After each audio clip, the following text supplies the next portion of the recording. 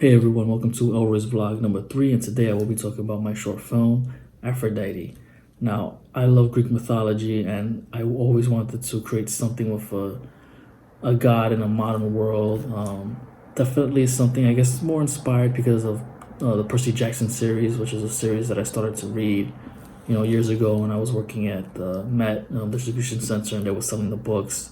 And I eventually saw the movie, and I thought, oh, this would be cool to create something where there's a Greek god involved in the modern world. If they can do if Rick Riordan, who was the author of the franchise Percy Jackson and Olympians and all the books that came out after that. I don't know why I keep thinking author. It sounded weird for some reason. Was I just saying it wrong? But yeah, so I got inspired to create something of my own with the Greek mythology in the modern world, and I thought, why not use the Greek goddess Aphrodite? And I created a script, which I wasn't always too fond of, but I did get as far as casting Sarah Teresa Burns, who I've worked with in 2 other projects, or 3 actually. A sketch was one of them, and she was going to be Aphrodite.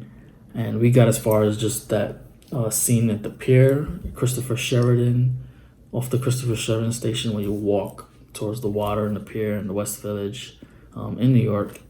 And she was late, I remember, about an hour, but I wasn't doing anything that day. I was like, I'll wait, I'm here. And she eventually showed up, and we got to doing that shot that you see Madison in the final film, and who eventually became Aphrodite. And we did that pier scene in a different section of the pier, and I remember it started to rain, and it did help the atmosphere, the clouds and whatnot, but it started to rain heavily after a while that I was like, we gotta go, and I couldn't really do other things that I probably wanted to just have as footage. But I remember that was the only time that we shot. I know she was busy, and I didn't stress filming it because I know at the end of the day I wasn't really happy with the script, and it just didn't happen. And then it was just pretty much as on the shelves, as you would say. I was creating other projects, and I just kind of skipped over that one. And then one day I met Madison through a friend, Samantha Herrera, who is in my Hitman Silence films as my character's wife. I had met her one day, Madison, while we were going to Philly for it was a festival for a film that I did with Samantha and other people that were in the film. And we drove out to Philly, and Madison was one of Samantha's friends who was invited and came along. And we spoke, and I was like, yeah, I like to work with you. I love meeting new actors, and that and just being able to network and just get work done, whether through them if they want something that they would like me to be a part of, or if I need an actor, male, female, to be a part of it. So I had told her about this project, which was Aphrodite, that I had to cancel, and I was like, hey, would you like to look at the script? If you're interested, the role of Aphrodite can go to you. If not, it's totally fine. And she read the script, and she was down, and I was able to restart Aphrodite again. But at that time I was already rewriting it, and even during having sent her the script, I was rewriting it too, until we finally solidified a date of starting the project. And I remember when we started, we did use a couple of locations, and one of them for my character's apartment, his home. I used her apartment with her roommate. She had 2 other roommates, so I only met the one roommate who he drove us to. He also came along to Philadelphia. It was Philly, I think it was Philly, into that festival. And yeah, that was my place, my character's home. So most of the shots were there, especially the ending shot. And I was able to grab her to do the pier scene that I originally wanted to do with Sarah, and I did it in a different area of the pier, and I love that shot. That's the shot after you'll see it in the film. It's the shot after my wife character, before she passes away, as it's starting the credits, the title. And I liked it better this time around when I was doing it with Madison, because I started to just do more with it. I remember when my character's looking out the water, I wanted to really show myself looking out. But because of the water, like the railing is right there. Like, how are we gonna go out with the camera? Like, I don't have anything to show me looking out. So what I did was, why not have Madison film me looking from down, looking up, as I'm looking out, but I'm not even near I wasn't even nowhere near the railing. I was away from it, but because I'm looking at the sky, and then when you edit and you cut, it looks like I'm still there. But just that, so it worked. And it also started to rain again. It's something about that scene where rain has to be included, but it didn't pour, but it was definitely drizzling, and it helped with the atmosphere. So that was pretty cool, to get that shot again with the rain and the clouds. And I did add that scene with the wife character, which was part of a scene from a different film that I did, a short film, like the idea. I kind of like just took it, like the idea of what was going on. The wife character, dying. She found out she was dying, and it just led to my characters for this film. My characters, sadness and depression, and what makes him run into Aphrodite. So I thought that was pretty cool to kind of have the idea of, the goddess of love, igniting that love for this individual, my character, who she comes across.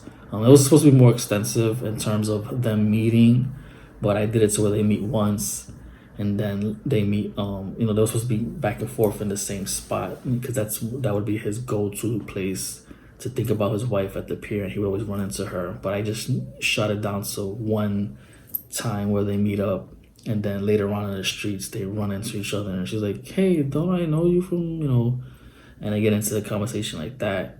Well, a quick like passing by, but here's my number, call me, and that's how it all started with them meeting up, and just being able to create this connection, I guess you can say, this love eventually that he feels for her, because there's montage shots of them going out, and the idea that he starts loving again, and being wanting to be with somebody takes its course. And you always have to have, I feel, some type of tension or a drama piece. I don't know what the word I'm looking for, but to move it on, other than it being like sappy and just love, like, yeah, what's going on, let's just keep it love and happy, and it's boring to me. So I needed to create this moment in the film, this I guess tension. We'll just use the word tension, maybe it'll come back again. But with Francisco Acevedo's character, he was in Hitman Silence, and this was his second film to be with me. But in Hitman Silence, he was the boss character, and then he was willing to do this one because I needed an actor. I didn't need somebody that the type talking dialogue that really act. Just like I need the facial expressions and this and that. So he did it, and we shot it in Soho, near the job where I used to work, and with Francisco. And I wanted this part where his character runs into me and Aphrodite, and it's like, oh, he remembers her, like what he had with her, a relationship, and then he sees me with her, and then he gets jealous. The whole idea with that, and it's kind of not mentioned in the film, but I guess I can go into detail, is that his character was like mine. Aphrodite ran into him, or didn't run into him, because she goes to people that are depressed and lost love, and she reignites that from them, and then she leaves. So Francisco's character was the character originally that she did that with, and the idea was that he did find love through her. He fell in love with her, but she leaves him, and she accomplished her goal of him being able to love again. And even though she leaves him, and of course then that's kind of crappy, the story is that he did find love elsewhere. Now, you wouldn't know what happens, during that story, because it's not a story about him. But the idea is that even though he did find love elsewhere, his because I never thought about him getting married, but like the person he was with, his girlfriend, you could say, something happens. I didn't really go into detail. It could be a death, or maybe she broke up with him or left him. But the idea is that when he runs into my character in Aphrodite, seeing her kind of does some type of effect that it gets him jealous, but not that he's just a jealous guy, because it had nothing to do with him being that person, because he's not. But it would have been like the effect that she has on him, because being a god or whatever, that power, like just looking at her, and then it turned him into this jealous person. So that was the idea of that. And then throughout the film, he's like in his mind he's bothered, and when he's on the couch and he wakes up, that was shot in my old job. He wakes up thinking about me and her, because of the jealousy. It's just getting to him. And in the end, towards the ending scene, like he's stalking me, and he goes up to the apartment and he stabs me, and I die or so. And then Aphrodite brings me back to life and explains to her me what's going on and who she really is. And I'm like, huh? But I believe it, or so I'm just like, but I love you no matter what, whether you believe it or not. And she just wipes my memory away and say, you found love, and this is the way, forget me, and wipes my memory. And in the end, I'm pretty much on the phone with somebody that I'm just been seeing months later, and I run into Aphrodite without knowing it's her. Like it looks at, like some person just looks at me smiling, and I'm like, okay, as I'm on the phone, and it turns, when she's smiling, like looks back and smiles, Lena Zenecker, who plays the new form of Aphrodite. That's supposed to be Aphrodite at the end, in a new form, just having passed by, and like you're in love again with somebody else. You found love.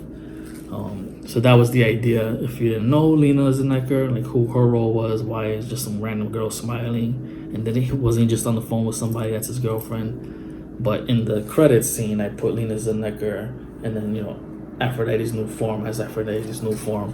So that's who she was supposed to be. With the short films, I try to like get to the point. I don't really add as much detail as I like, but I realize when it comes to writing, I think I do too much explanation, and I shouldn't have to. But I mean, maybe it's okay just to avoid such things. But I know I tend to like write a lot, and I've tried to teach myself, there's some things you don't need to say or incorporate when it comes to writing scripts and filming. So, but yeah, Aphrodite, I was pleased with it. My acting, I think one of the things that I've learned in filming, especially when I'm in it, is that my acting tends to suffer. I think I'm more focused on getting the film made and the other actors and shots, that it's like, I realize, because I tend to watch my films again and see my performance, and I'm like, I could have done this better. I could have done that better. But that's something with Aphrodite that I realize. I feel like I get better towards the ending when it comes to acting, versus the beginning, when I feel like, I should have done this, I should have done that, or said it this way, or said it that way. So that's something that in any of the films, I realize when I look back at it, you can always improve and do better. Overall, I'm pleased with Aphrodite. I know it could have been better, but what I was able to do, create it and put it out there, I'm pleased with it. So I hope you all like it. If you've seen it already, and if you haven't, hope you enjoy it. But yeah, I am creating a sequel. It's called Ares. The title is Ares, and I have the poster, as you can see. But yeah, it's going to be Ares. He's going to be the central god, Greek mythology god, that will be involved in the project. It was originally supposed to have me, Ares, and Aphrodite as a love triangle, but I've recently decided I'm going to go a different route and just have Ares as the main Greek god in the story, with new players, new actors, without me, without Aphrodite. But we'll see. I'm currently in the process of rewriting it. But yeah, it's going to be called Ares and a love triangle, and the god of war, so you can kind of get an idea of what's at stake when you're dealing with the god of war. But this will continue the franchise of my short film with Greek mythology characters. Will I do anything after Ares? I really don't know how far I want to go with it. There is another project that involves the character Death, but I don't know if I want to switch it up and have it incorporated as this part of this franchise. But now as I'm thinking about it, I'm probably not going to do that because I have someone in mind to play the Death character, and it wouldn't make sense. Yeah, it's gonna be Lena. I have Lena in mind to play the Death character, but she was already kind of the new Aphrodite form in the first in Aphrodite, in the first film of that, little thing that I want to do, this little story that I want to tell with Greek characters. So I don't think that would fit. So yeah, definitely, there you go. I'm gonna have that as a separate project. But yeah, I don't know. I was thinking maybe Apollo, doing something with Apollo, but I feel maybe I'll just leave it as Ares, and that'll be it for Greek mythology characters. Because I love Greek mythology, but I don't think I want to. It would be Hades would be the next. If not Apollo, it would have been Hades to be the next. And I guess I can still play with that idea, but we'll see. We'll see how this one works, Ares, and if I'm able to finish it, and if I'm inspired to have another Greek god and incorporate into this modern world in short films. But yeah, right now, if you haven't seen Aphrodite, check it out. It's currently still going through festivals. I've submitted to a few festivals. For Aphrodite, it just came out of the Indica Film Festival, and yes, it's on YouTube, but it can also be seen in some festivals whenever it's accepted. Not all festivals require a film to not have been released on any platform. And the Cut Film Fest, actually that's the name of it, it made an official selection. No awards were won or nominated, but I know there was a Best Concept nomination for Aphrodite from Brightside that, it's plastered on the Laurel, on the Laurel, or there is a Laurel on the poster that I have, and I can't remember if there was anything else for like other awards events. But yeah, I'm currently working for some other, putting it through some other festivals, keeping it alive. Even though I've released the Hitman Silence Chapter 3, which I've also submitted to some festivals, I still like to go back to my other projects, especially if it's just 2 years past, 3 years past. See if I could just put it into small festivals and whatnot. So yeah, but that's pretty much what I have going on for Aphrodite. I did create the poster for Aphrodite, which looks like an A unintentionally, and I thought that was pretty cool because the title was Aphrodite. So if you look at it, it's my picture with Aphrodite, Madison Humes, in the bottom, and then a little bigger picture of Aphrodite, Madison Humes' face, like the lips down to the neck area, and then the border is an A. I unintentionally created it, but I love the poster. And then it says Aphrodite and then our names.